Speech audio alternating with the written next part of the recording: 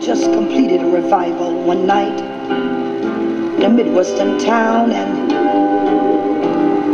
as he decided to board the train that night, he took a seat beside of a young man.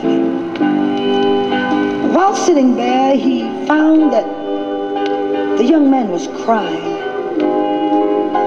And he turned to this young fella and he said, "Young man," said, "I'm a minister. I'm a man of God.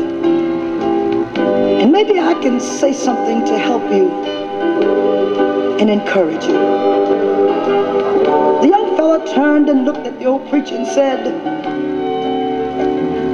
"Preacher, I've been roaming this countryside for over 2 years now.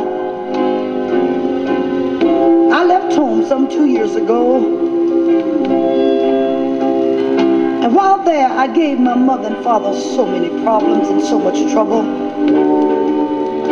I even had the nerve to strike my father with my fist. So my dad came to me and said, 'Son, we've got to let you go while you're breaking your mother's heart.' Preacher, here I am on this train. I wrote my mom a letter and I told her that I'd be on this train because, you see, preacher, 3 weeks ago, I gave my heart to Jesus. And I told Mom I'd be on this train." The old man of God looked at the young fella and said, "Son," said, "how do you know that everything is going to be all right when you get there? How do you know that you're going to be welcomed and you'll be able to get off the train?"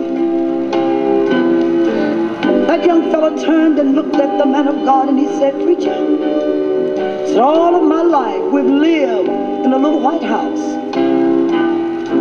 that sits right beside these old railroad tracks. And out back of our house, we have a big old apple tree.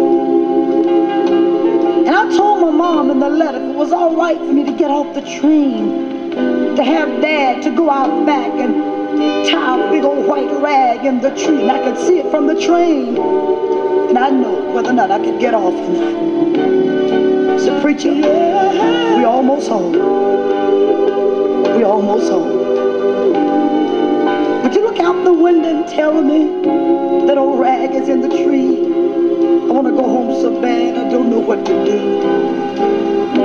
The old preacher took the arm of his sleeve and he wiped the window and he looked out. Then he turned and he looked at the young man and he said, "Son, well, you don't have anything to worry about. That old apple tree is in full bloom. Well, they've got white rags from one end of that tree to the other. And standing down up under that tree, I see a gray-headed old mom and dad. The big old white bed sheet, and they're just waving it, saying, 'Come on home, son.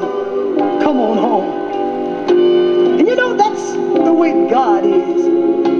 God does not care what you've done. He does not care how long you've been in sin. You can always come home. But you see, man loves you because of, and God loves us in spite of.